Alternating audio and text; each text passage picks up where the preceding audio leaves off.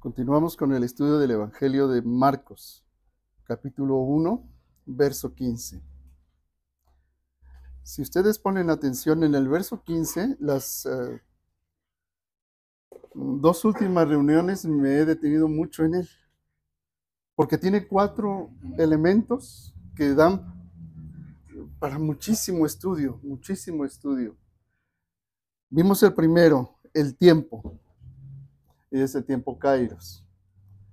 Volveré a él en otro momento para reafirmar lo que ya dijimos. Pero luego dice que el reino de Dios.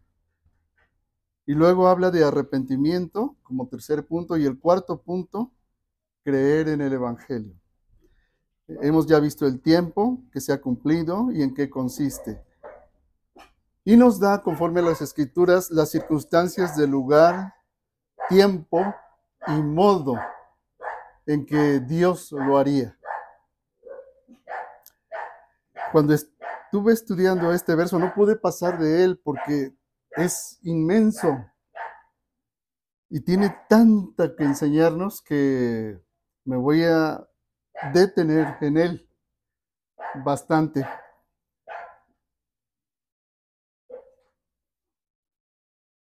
Pero las dos últimas reuniones hablamos mucho sobre el reino de Dios y en qué consiste. Entonces, como esto es de una importancia trascendente para cualquiera de nosotros, porque es importante entender correctamente el reino de Dios, pero más importante es experimentarlo. No son palabras, hermanos. El entendimiento que tú tengas de lo que es el reino de Dios es como un rayo de luz disparado hasta el infinito, y el infinito es Dios.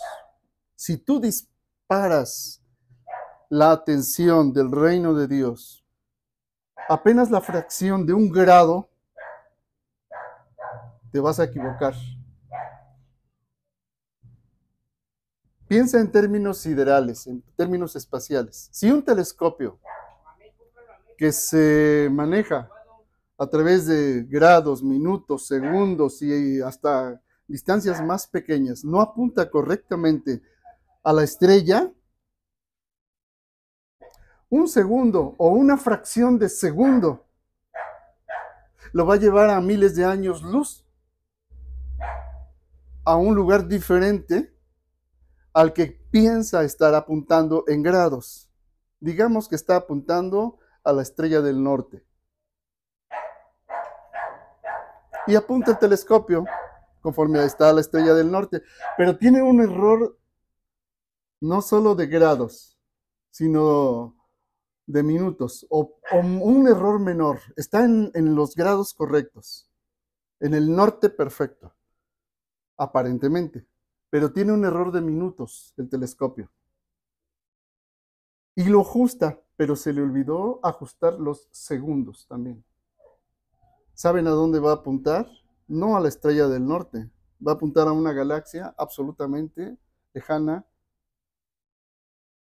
a millones de kilómetros. Así es errar en el entendimiento de lo que es el reino de Dios. Por eso las dos últimas reflexiones hemos hablado sobre en qué consiste el reino de Dios. Ahora, les dije dos palabras, entendimiento y conocimiento por experiencia. ¿Quién nos enseña el entendimiento del reino de Dios, de lo que consiste? ¿Quién? Piensen la pregunta, no qué, ¿quién? Piensen en términos de revelación. Recuerden, no podemos pensar en términos solamente humanos. ¿Quién te enseña en qué consiste el reino de Dios? La palabra. Pero la palabra es una persona. ¿Quién es esa persona? Jesús. Jesús es quien nos enseña en qué consiste el reino de Dios. Ahora, ¿cómo nos lo enseña Jesús? Jesús es una persona viva. Él vive. Pero ¿cómo se comunica con nosotros en primera instancia que somos seres terrenales? Para que entendamos en qué consiste el reino de Dios. ¿Qué medio dejó Él para que comprendamos en qué consiste el reino de Dios? ¿Alguien lo puede decir? La palabra misma, la palabra logos, es decir, este libro. Solo este libro nos puede explicar en qué consiste el reino de Dios. Tú puedes leer y entender en este libro en qué consiste el reino de Dios. El punto está en que tú piensas que estás apuntando a la estrella del norte. Esta. Esta te enseña en qué consiste. Pero además de esto, hay minutos y hay segundos, así como hay grados. Hay grados, hay minutos y hay segundos. Aquí está el grado. Este te enseña en qué consiste el reino de Dios. Pero hay minutos y hay segundos.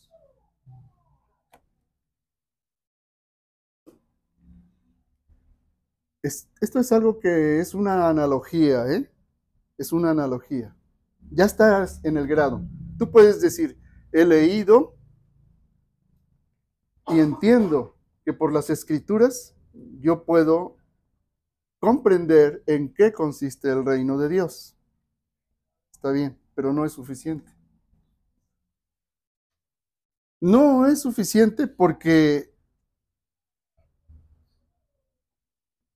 la palabra viva, esta es la palabra escrita, pero la palabra viva te la tiene que enseñar. Y la palabra viva es Jesús, pero Jesús no está aquí físicamente. Entonces, ¿cómo la palabra viva te enseña esto? Solamente a través de la iluminación por el Espíritu de Dios. Y ya pasamos de los grados a los minutos. Solo el Espíritu de Dios te puede enseñar y abrirte la mente para que entiendas las Escrituras. Porque tú la puedes leer desde todos los puntos de vista, gramatical, literario, histórico, antropológico, usos y costumbres, y con todo eso no vas a comprender esta palabra, no la vas a entender si la palabra viva no te la revela. De hecho, las escrituras mismas nos enseñan. Jesús ¿qué sería la palabra? Cuando explicó las parábolas del reino, en Marcos 4, el Señor Jesús les dijo, ¿también ustedes no entienden esta parábola? Dice, a los demás les hablo en parábolas. Dice, pero a sus discípulos se las enseñaba en privado. Jesús, mediante su Espíritu, te tiene que enseñar a ti en privado en qué consiste el reino de Dios. Y si no te lo enseña Jesús, tú vas a creer que entiendes en qué consiste el reino de Dios, pero realmente no vas a entender el reino de Dios. Aunque seas un erudito en ciencias bíblicas, no vas a comprenderlo. Y luego está el tercer punto, segundos. Acuérdense, hay grados, minutos y segundos. ¿Qué son los segundos? Tu tiempo con Dios.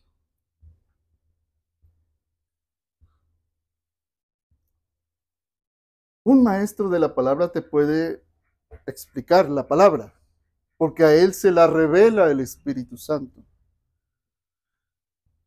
Pero si tú no tomas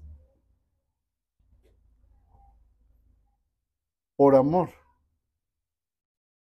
el tiempo para que Dios te enseñe, no vas a entender en qué consiste el reino de Dios. No lo vas a entender.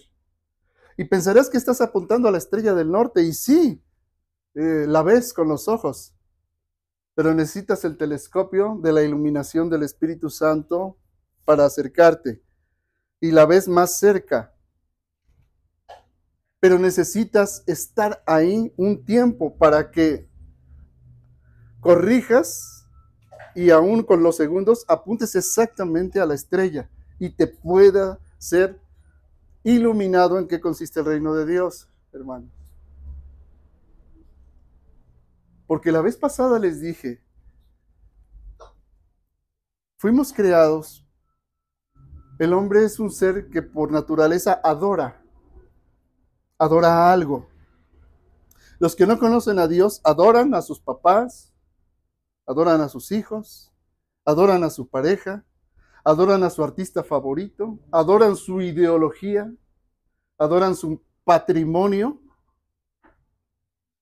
adoran a falsos dioses y eso es idolatría. El verdadero adorador, por experiencia, conoce a Dios. El hombre por necesidad adora algo y si no adora al verdadero Dios, por necesidad, por naturaleza, adora a algo o a alguien. Sea una persona, sean las cosas o sea otro ser.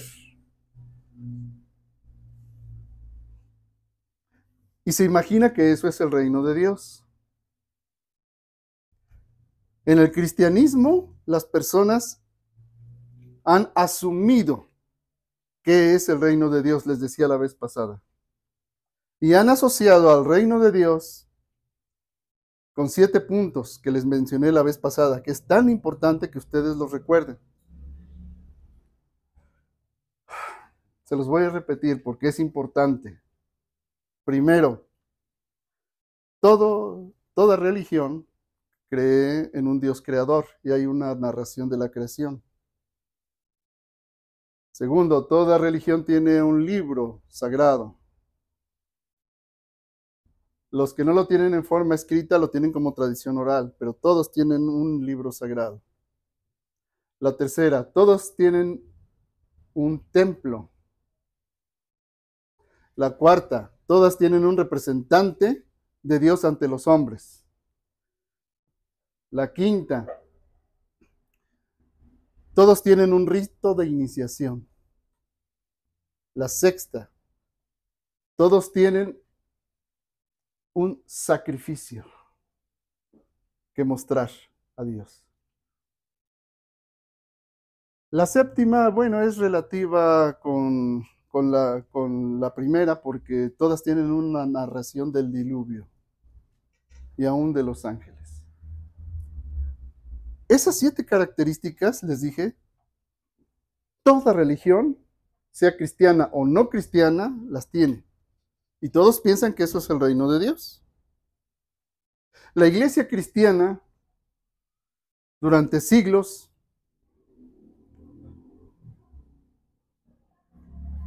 se ha contaminado con los 7 puntos. Pero la vez pasada les dije, pero el verdadero evangelio, a partir del punto 4, es diferente, completamente. Porque el verdadero evangelio no tiene un templo. El templo eres tú.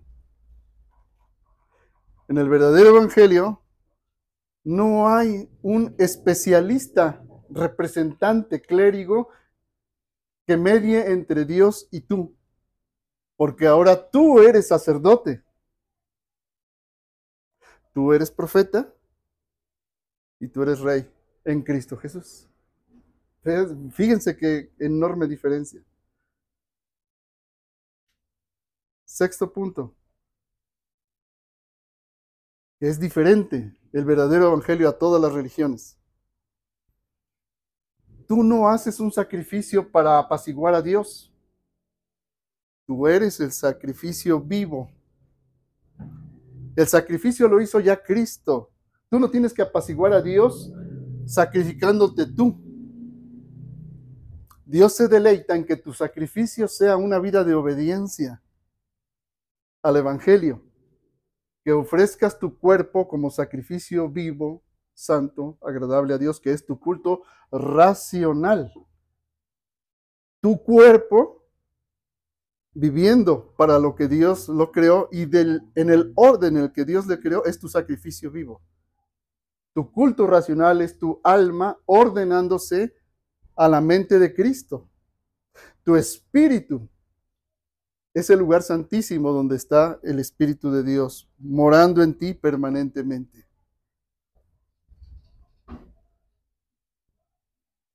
Eso se parece muy poco y casi nada al cristianismo actual. Porque el cristianismo actual, como somos carnales, insisten las personas en querer algo que se pueda oler, y algo que se pueda tocar, algo que se pueda sentir. Y así que del punto 4 al 7, pocas personas lo hacen. Pocas personas. Porque es más fácil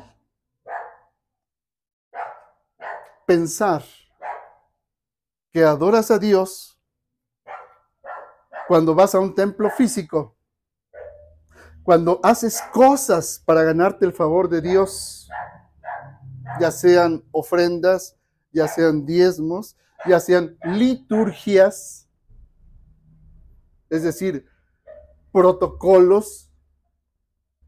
Primero hacemos la alabanza, luego hacemos una oración formal, después hacemos una procesión, además nos vestimos de determinada forma. Protocolos, entre comillas. Eso se puede ver, sentir. Y si además de eso provocamos una atmósfera sentimental, y si esa atmósfera es religiosa porque está vestida de palabras con salmos, se piensa que ese es el culto a Dios. Y en estricto sentido no lo es. Es como tener una flor artificial y una flor natural. Pueden verse idénticas. Tú puedes ver dos flores idénticas, pero tomas la que es natural, se siente y huele y está viva. Y puedes tener la flor artificial y se ve idéntica, pero cuando te acercas a ella y la tocas, es inerte, no tiene nada. Esa es la religión. Pero la mayoría entienden que eso es el reino de Dios. Y después que siga la vida. Una cosa es el templo y otra cosa es la vida. Y se engañan, porque no es suficiente haber entendido al reino de Dios si lo que tienes en tu vida es una flor artificial, muy hermosa que jamás se marchitará. Yo fui a una casa donde dice, híjoles, pues yo le digo, ¿y tu orquídea? Dice, pues es que ya pasó tiempo y nunca florece y está fea. Dice, pero esta que yo armé con un Lego, esta no se marchita. Sí, pero tampoco está viva, ni es real. Eso es la religión institucionalizada. Eso es lo que la gente piensa que en lo que consiste el reino de Dios. Pero está muerto. Aunque canten alabanzas, aunque hagan liturgias, aunque diezmen, aunque ofrenden, aunque se predique la palabra, no es eso el reino de Dios.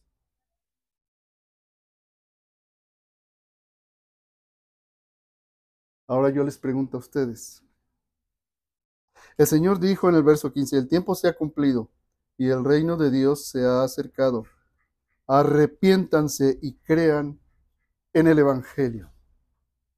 Quiero que me contesten fuerte porque estamos grabando y es importante para las personas a quienes llegue esto y Dios les toque. Así que les voy a preguntar. Contéstenme fuerte, ¿sí? Para que se pueda escuchar en la grabación. Hermano Ismael, ¿en qué, fíjate bien la pregunta, qué no es el reino de Dios? No qué es, qué no es el reino de Dios. ¿Dónde? El mundo. Este mundo físico no es el reino de Dios. Ok. Hermana Yuli, ¿qué no es el reino de Dios? El dinero. Ujú. Santiago, ¿qué no es el reino de Dios? No es comida ni bebida. Muy bien. Es decir, no es satisfacer las necesidades de este mundo, más profundamente dicho. El comer y el beber es el bien vivir. En eso no consiste el reino de Dios. Hermana Gaby, ¿en qué no es el reino de Dios?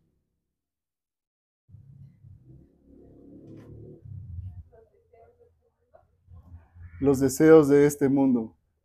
Ok. En otras ocasiones yo les he dicho, para no enredarnos tanto, la gente muy inteligente que ha estudiado profundamente los valores, dice, los deseos de este mundo básicamente son cuatro. El poder, un deseo de este mundo que todo quiere tener. El placer, el poseer las riquezas. Y lo último, el parecer, es decir, la apariencia. Apariencia hermosa, apariencia de riqueza, apariencia de poder, apariencia de placer. Y la mayoría de las personas viven en la apariencia. Sino porque dicen que traen sus ropas de marca, en la gorra, Gucci, en la bolsa, Louis Vuitton, y así, la apariencia. Los deseos de este mundo no son el reino de Dios. Hermana Jessie, ¿qué no es el reino de Dios? Ganar el mundo y perder el alma. Ganar el mundo y perder el alma. Eso no es. Hermano Vicente, ¿qué no es el reino de Dios?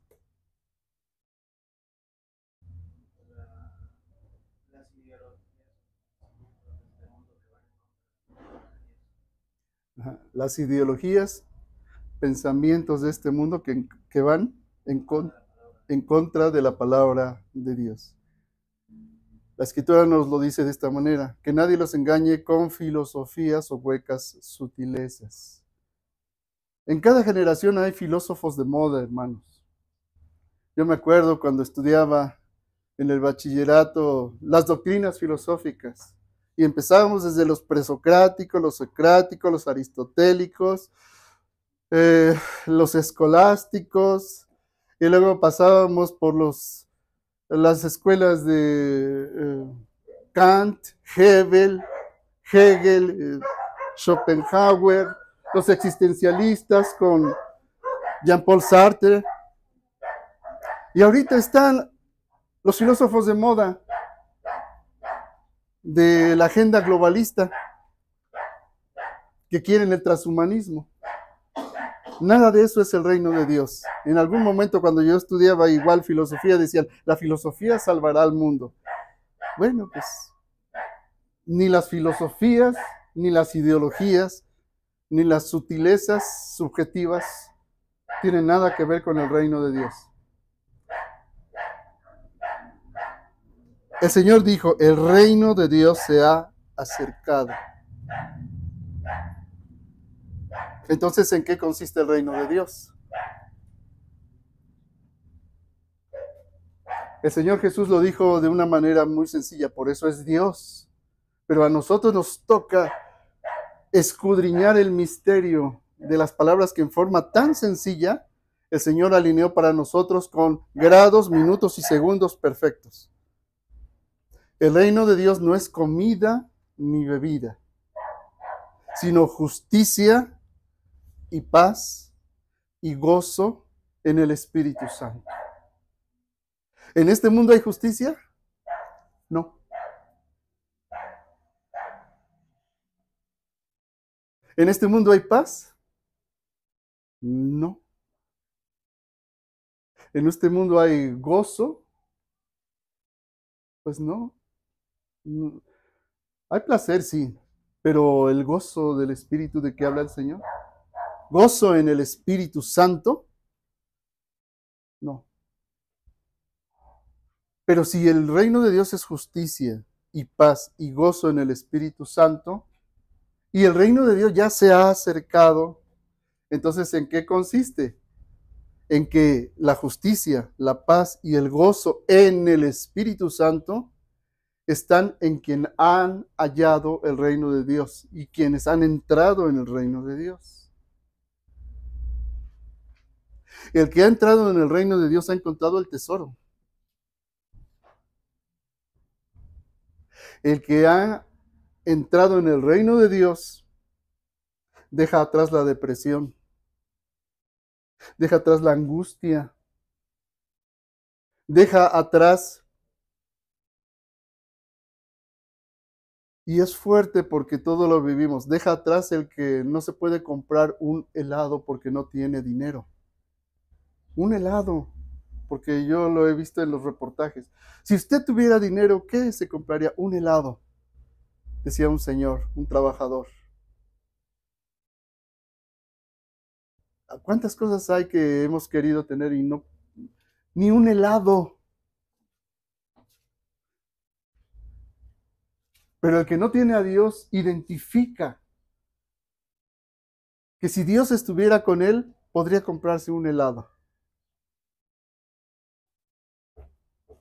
El que no lo tiene. Pero el que lo tiene, aunque no pueda comprar un helado, se goza en medio de las tribulaciones. Porque dentro de sí mismo tiene la justicia de Dios que es en Cristo Jesús. Sabe que no tiene la necesidad de hacer cosas para Dios porque es incondicionalmente aceptado por Dios. Amado, recibido, es un hijo amado. Y no tiene nada que hacer para agradar a Dios, porque el castigo que le merecía lo tomó en su lugar Cristo Jesús.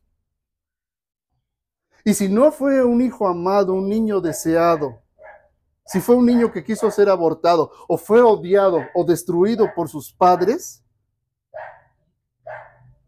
ahora sabe que tiene la justicia de Dios en él mismo y experimenta ser amado.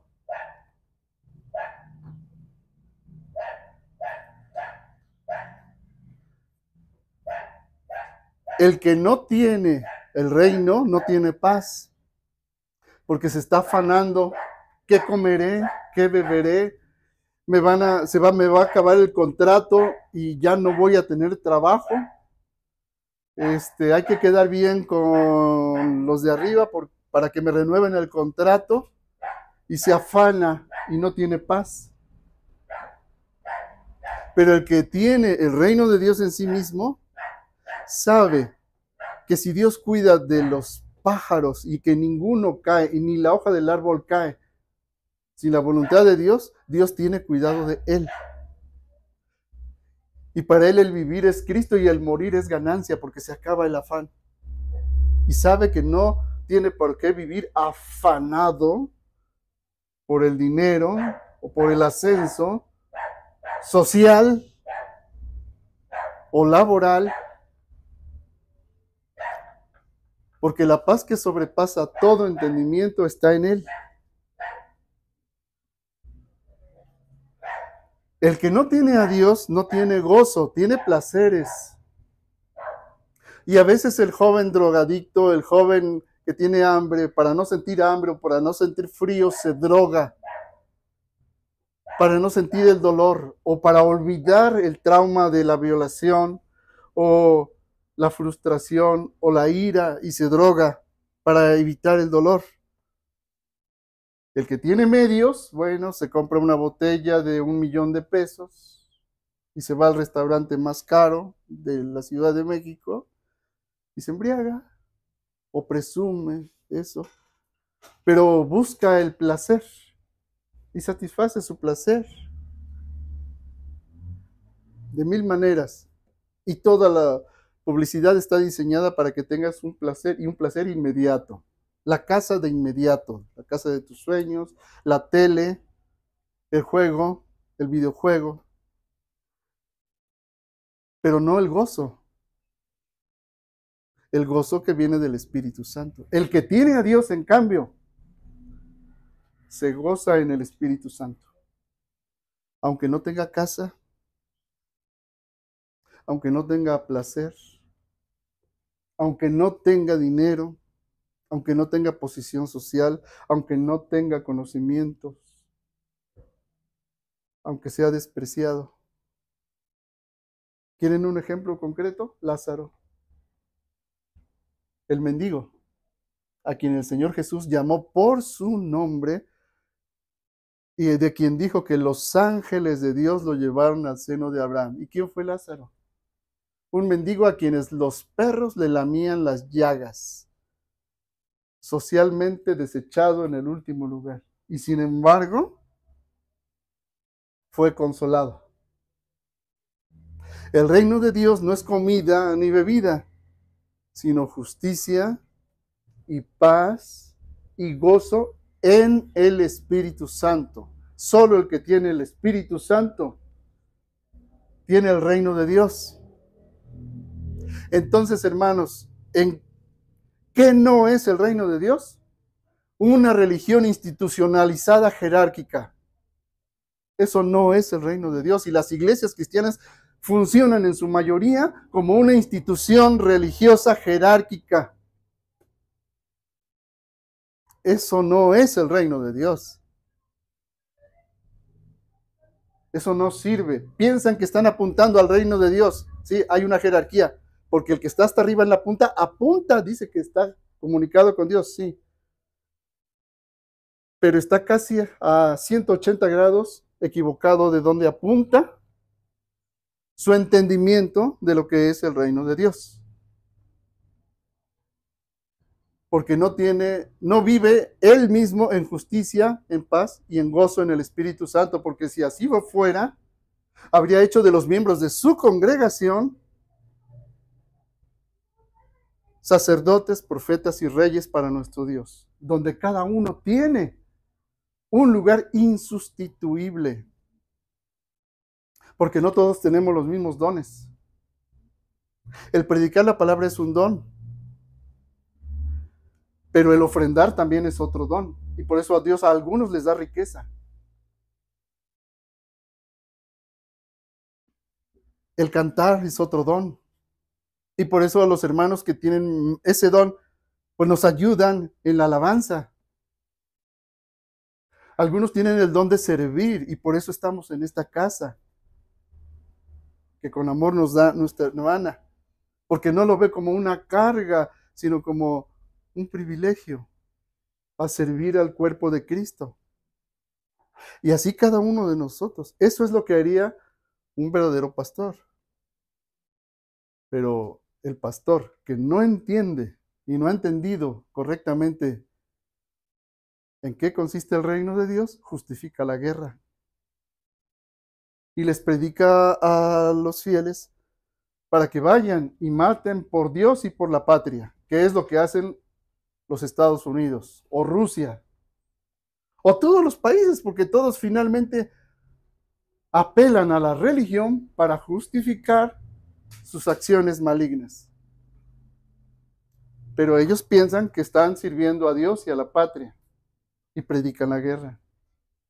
O predican que voten por tal o cual partido y llevan a las congregaciones a tal o cual candidato. Eso no es el reino de Dios. O llevan a las personas a decir pacta con Dios y piensan que eso es el reino de Dios. O les dicen a las personas, da, y entre más da, y hasta que te duela, para que Dios te dé. Y entonces ya no es la gracia la que te salva, sino las cosas que tú haces para Dios. Pero piensan que eso es el reino de Dios. O quieren controlar la vida de las personas, diciéndoles con quién se deben casar, con quién no, cómo te debes vestir, qué hacer y qué no hacer. Y piensan que el reino de Dios es un código de conducta. Y eso no es el reino de Dios.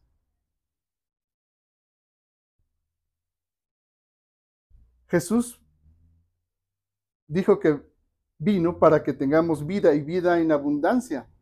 Pero los que no conocen verdaderamente el reino de Dios lo entienden como un código moral restrictivo de lo que no puedo hacer y que me quita la alegría por la vida.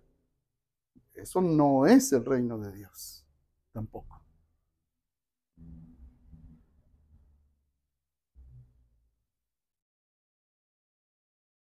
Estamos llamados a la libertad que nos trajo Cristo. Pero muchos han transformado el entendimiento de la libertad como esto puedes hacer y esto no puedes hacer. Y eso no es el reino de Dios. Si verdaderamente el reino de Dios está en ti, tu principal objetivo es ver por los intereses del reino. Y yo te pregunto, tu principal objetivo, si encontraste el tesoro, ¿son los intereses del rey?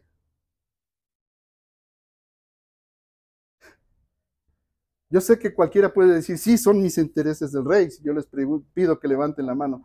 Mi principal interés es que el rey es eso, por eso es rey, él reina. Bueno, la pregunta es, ¿está reinando en ti? Porque si no está reinando en ti justicia, paz y gozo en el Espíritu Santo, te estás engañando que el reino de Dios está en ti. Si estás afanado, si estás angustiado, si lo que domina en tu vida es la depresión o las necesidades, fíjate, dije lo que domina, no que no hayan. Si eso es lo que domina en ti, entonces Dios no es rey.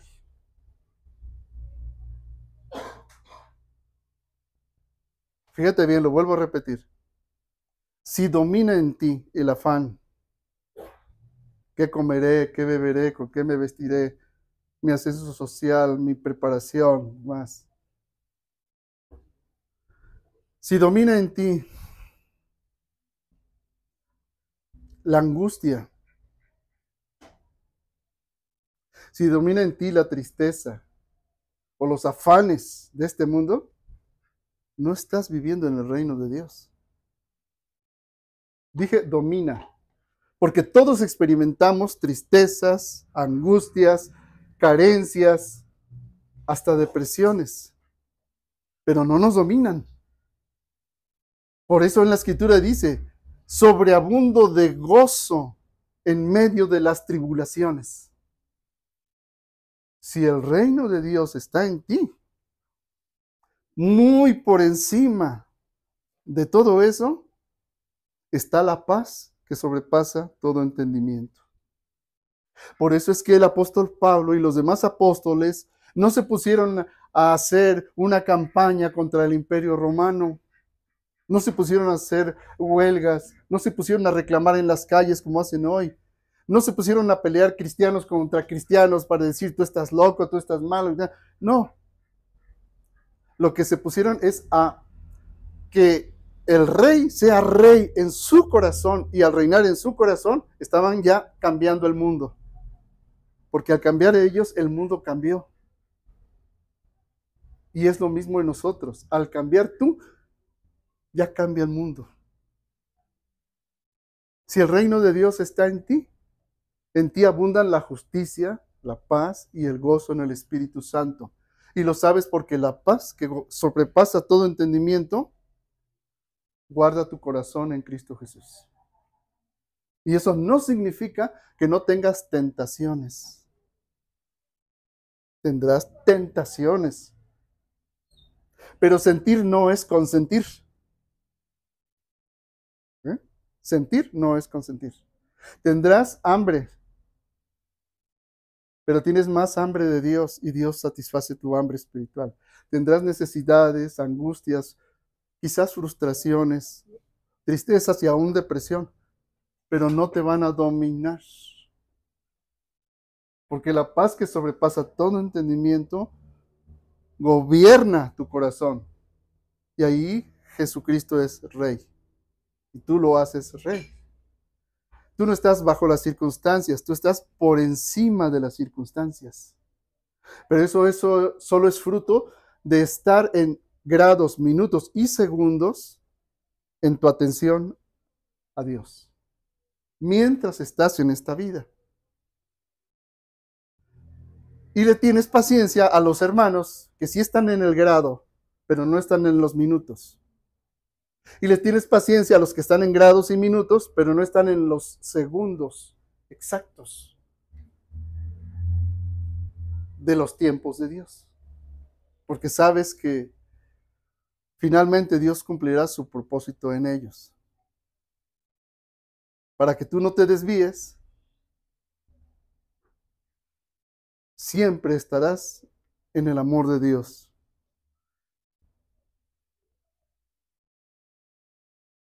Así que el Señor dijo, el tiempo se ha cumplido y el reino de Dios se ha acercado. Arrepiéntanse y crean en el Evangelio.